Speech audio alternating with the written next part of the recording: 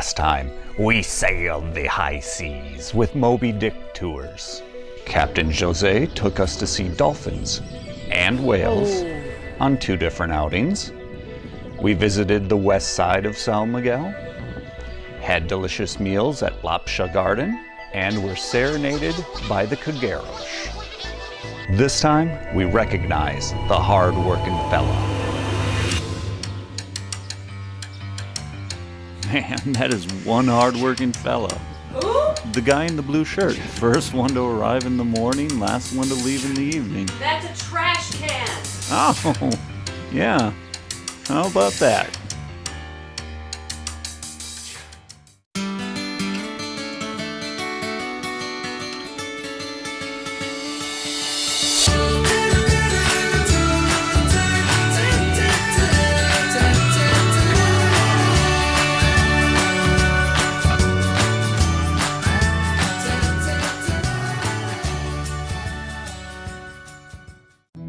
Trying not to confuse anyone, this episode takes place over multiple days, and we start with a stop at the Chá Gorreana tea plantation, the oldest tea factory still in operation in Europe. Depending on when you visit will determine the kind of activity taking place. Between April and October, you can find them harvesting crops with large vacuum-type contraptions. When the factory is running, it is loud and interesting.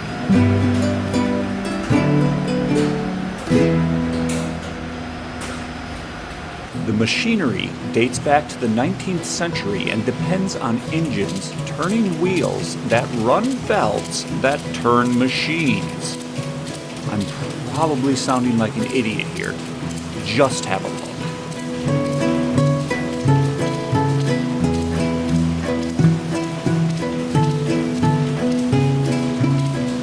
The tea is packaged by hand and is all organic and without use of herbicides, fungicides, or pesticides.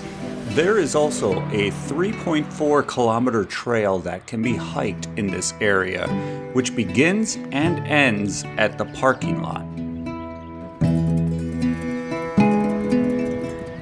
Since we have visited, the tea sampling has moved to their cafe area instead of in the middle of the factory, which was kind of near the end of the tour if I remember correctly. The rest of the 9th day was resting in Parque Natural da Ribeira dos Caldeiros, inside our B&B to stay dry. The island can be a rainy place. Always travel with at least a light rain-resistant jacket, just in case.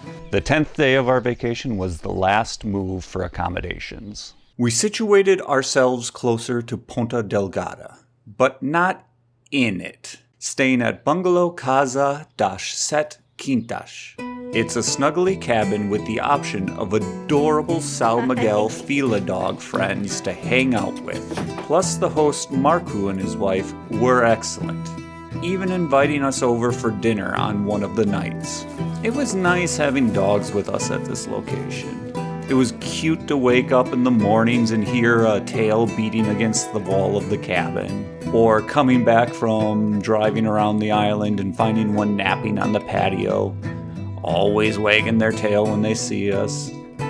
Continuing with day 10, we took a non-standard path up to the top of Sete Cidades. These roads, I'd pass on driving again. Like this gem, which gives you no ability to see if there's any traffic before you can merge. Or this road going back down, which doesn't look terrible, but we had the feeling of almost tumbling forward from our car seat here.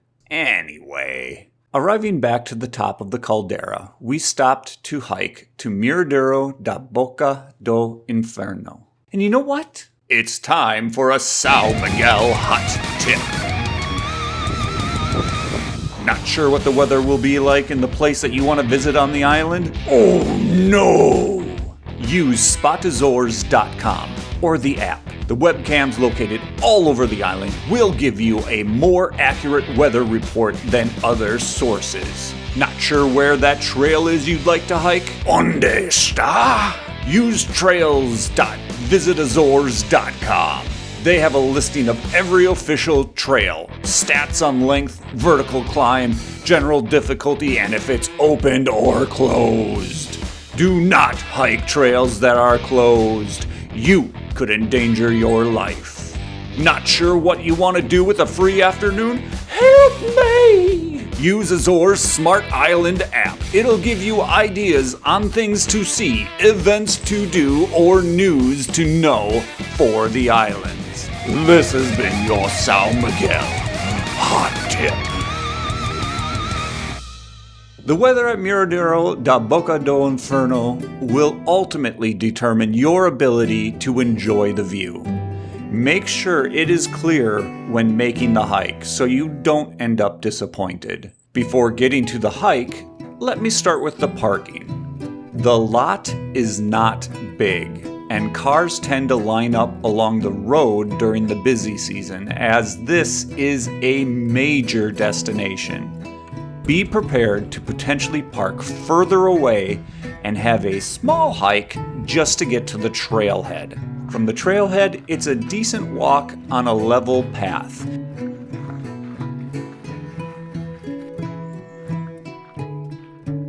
Once you get to the last part of the hike, you'll know it as you pop out along the edge of a cliff overlooking a portion of the full view. The approach to the final viewpoint is also pretty spectacular.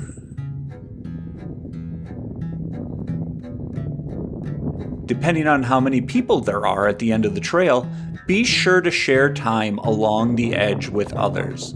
There is so much to see, from the 20-kilometer round caldera walls, 3 more calderas within the caldera, lakes in the craters, and the ocean beyond the main caldera's rim. Gorgeous.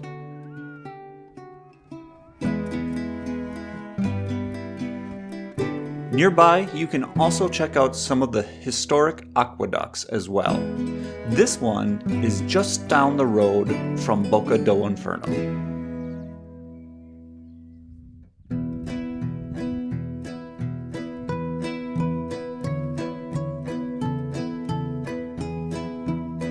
Leaving the Sete Cidades caldera, we'll mosey on over to Ponta da Ferraria, which came into being around 900 years ago with a lava flow. The faja is topped with Pico das Camarinas. This area has a viewpoint, which was under construction while we were there though. From there you can make your way down the cliffside via a switchback road, which thankfully is wide enough to handle two-way traffic at all points.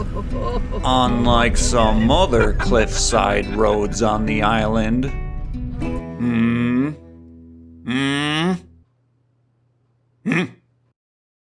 At the bottom is a thermal spa.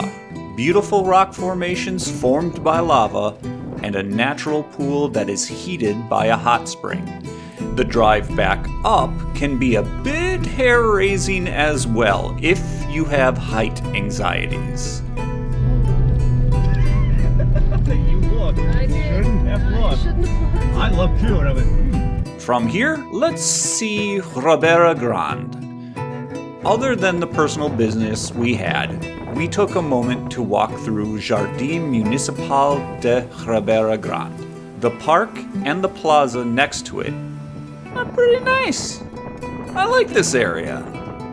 Street parking is paid, but if you don't mind walking a bit, there is a free parking lot fairly close as well. But don't stress about that.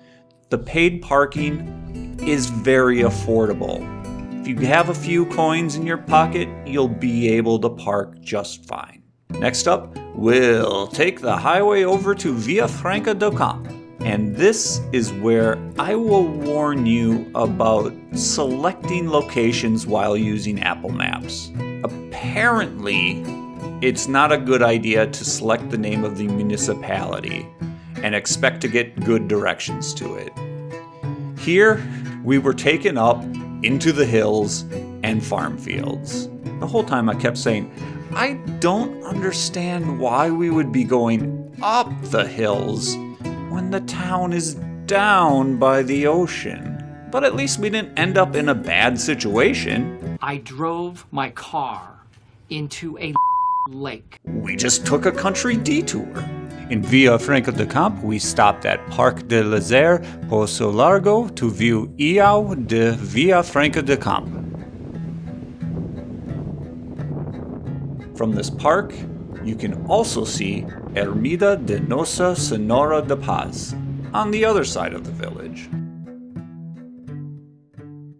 And this is where we received the news that our beloved cat Boots was quickly declining in health.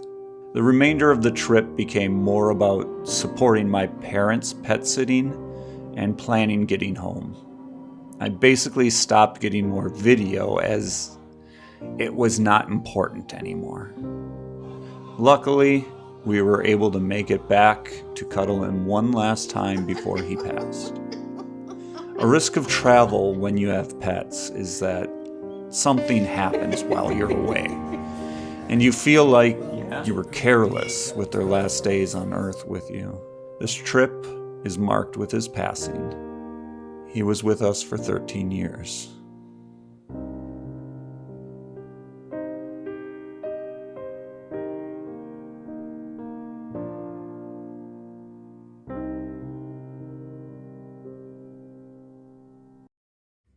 São Miguel is such a beautiful island, and it is just one of 9 in the Azores.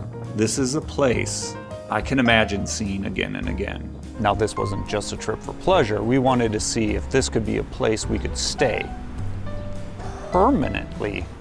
Long story short, after the trip, we sold about 90 to 95% of our belongings, got our visas, and we are now temporary residents of Portugal.